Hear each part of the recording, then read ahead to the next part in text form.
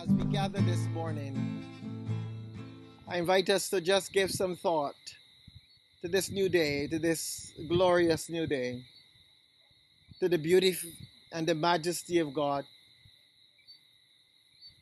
to the beauty of nature, to life, to all that we have around us, to the peace, to the graciousness, to the love, to the beauty, all in this gift of ours that we call life.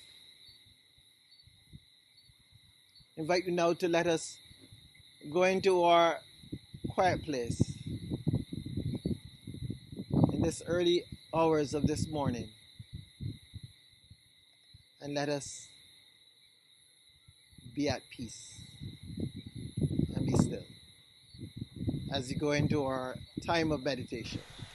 I invite you now to go into your quiet place and to be still.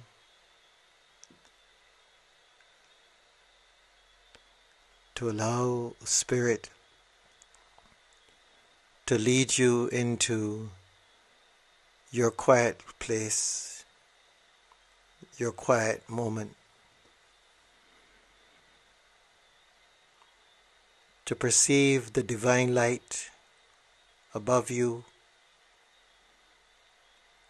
coming down through your head, coming down as you breathe in, bringing in that light, the light coming into your heart space, bringing tremendous stillness and peace as your heart opens to receive this light. A heart filled with gratitude. Allow that light, that divine light, to fill your heart space, to intensify,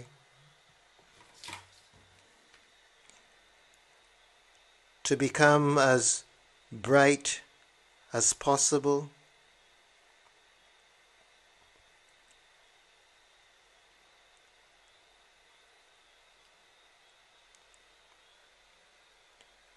And as it becomes brighter, we have that tremendous sense of the divine peace in our midst. We feel the peace of our world. And we know that all is well.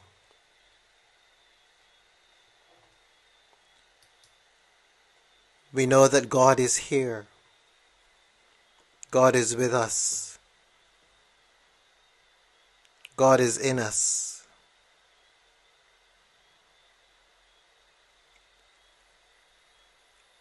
As this light intensifies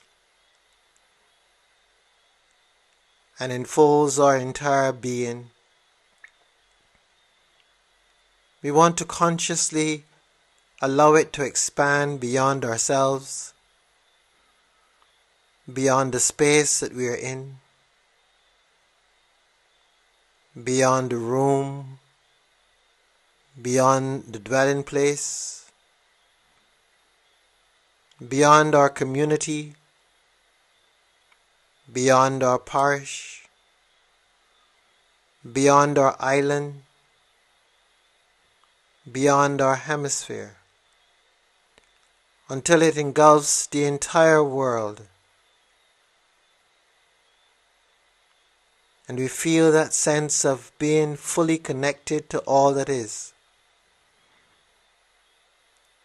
As that light radiates beyond our universe, and we know that there's only one. And in that light, there is divine love. And so I know myself as a being of light and love. And in that knowing, there is peace. And in that peace, there is the awareness that I am as God is. I am divine, because I have been made of the divine, in the image of the divine. I know this. I know this within my innermost being, and I desire to know this in my fullness.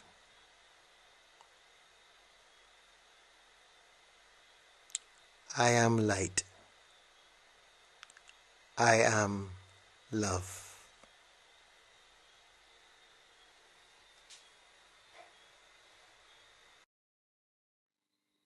Jesus stood up to read, and the scroll of the prophet Isaiah was given to him.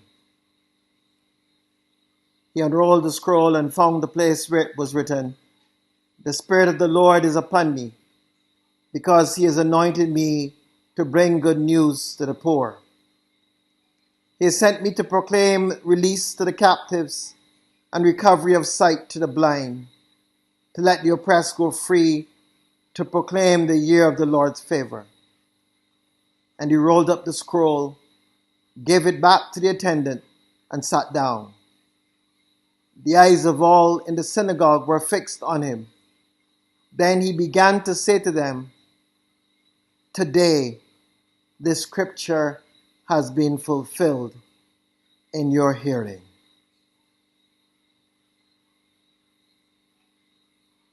Here ends the reading.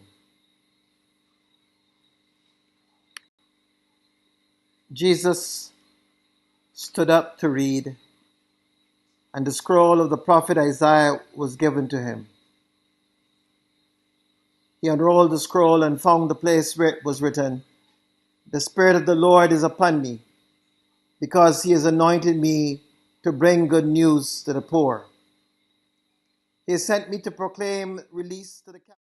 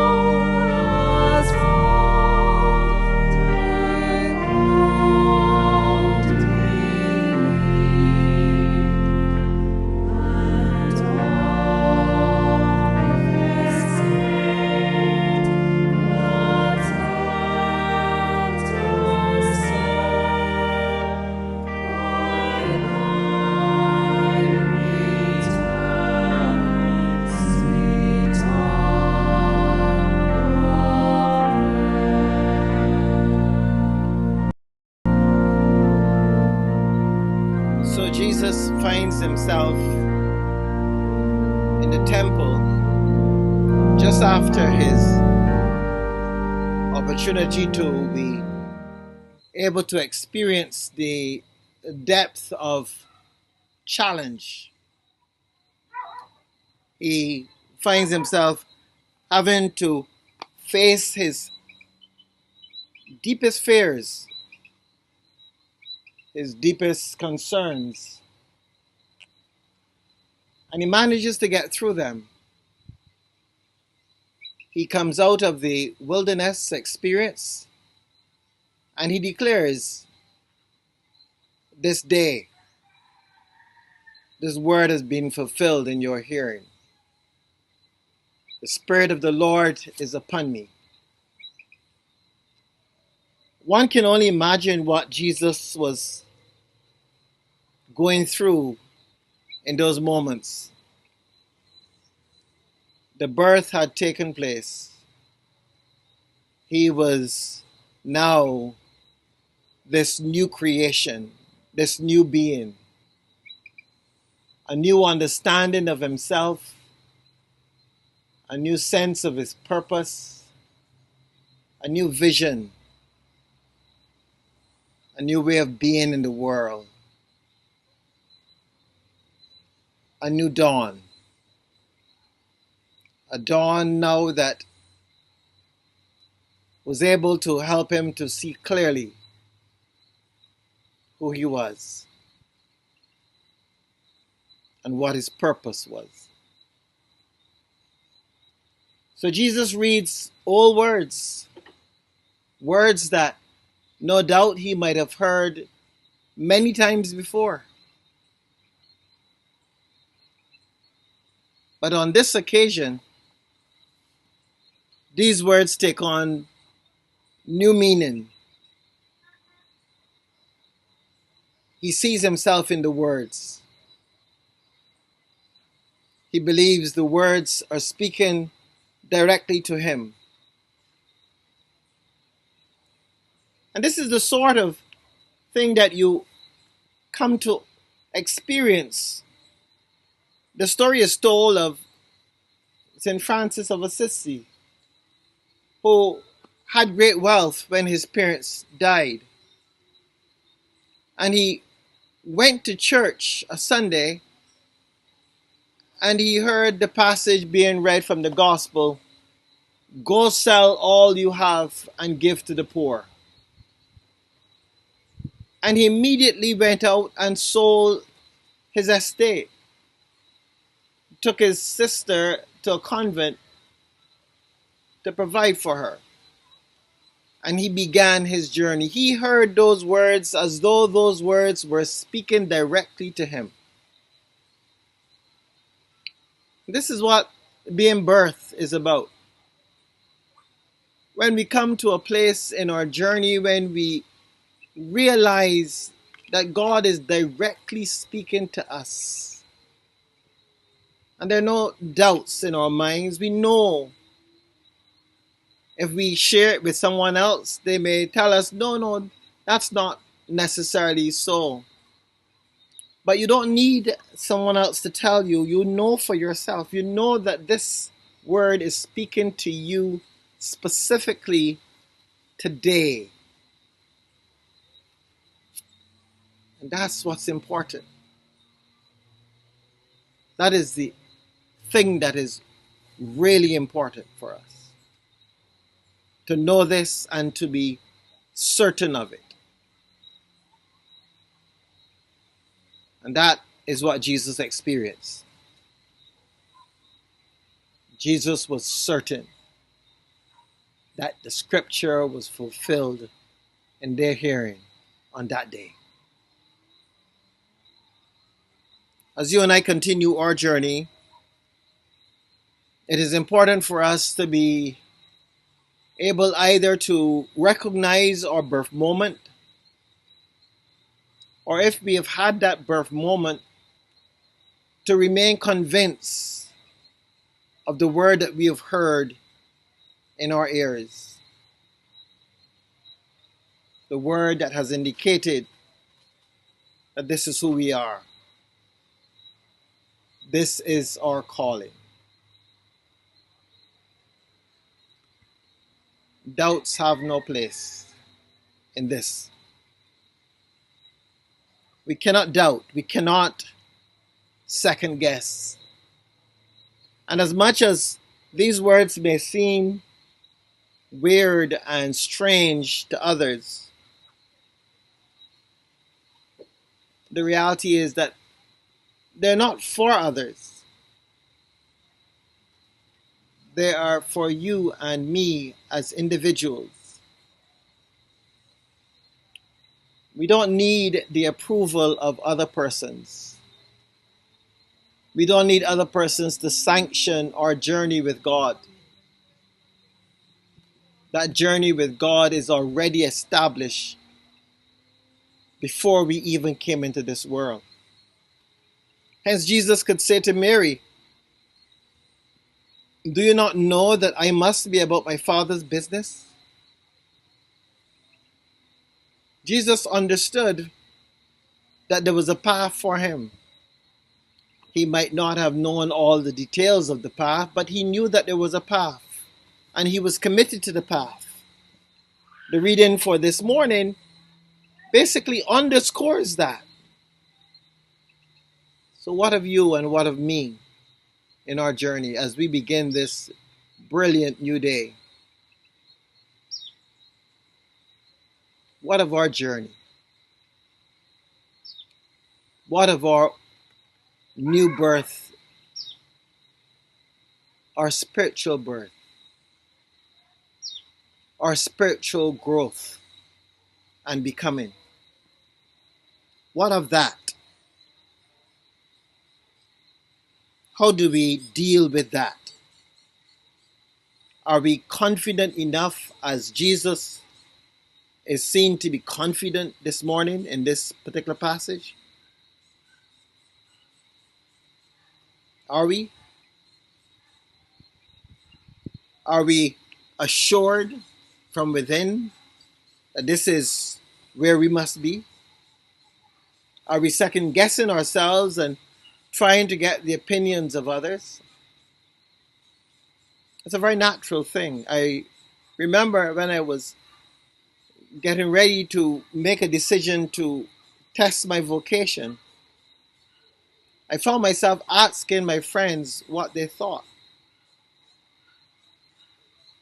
And we do this because we at times don't trust that which is deep within.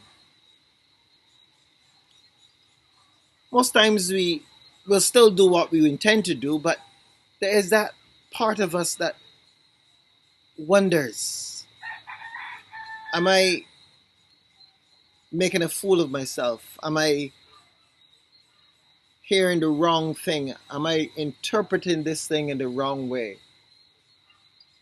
Because when we look around and we see others going down a particular path, and somehow our path seems to be taking us in that other direction,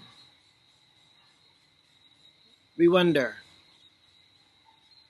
We wonder about ourselves, because why must I be so different? Why must I have this unique experience?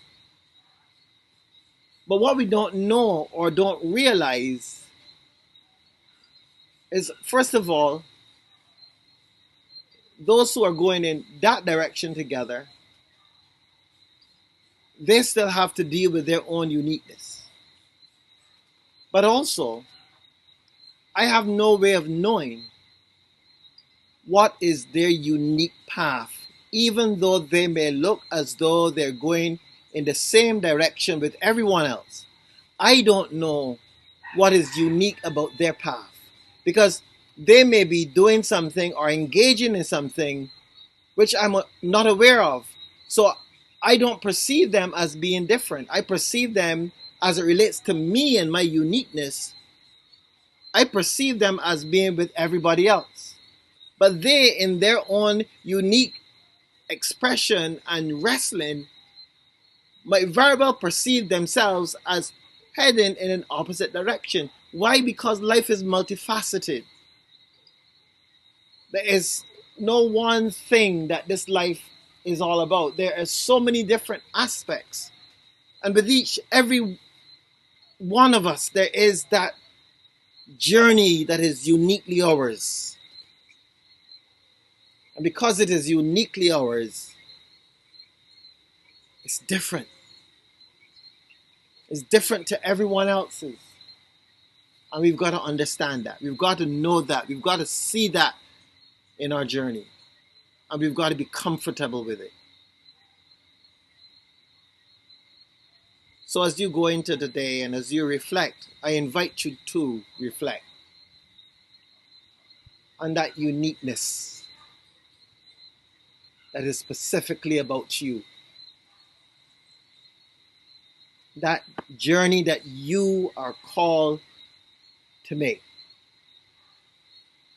Because even in my own journey, as I find myself among a group of persons who have made this decision to go in this direction, the more I journey, the more I begin to experience that even in that collective journeying, I am discovering a uniqueness.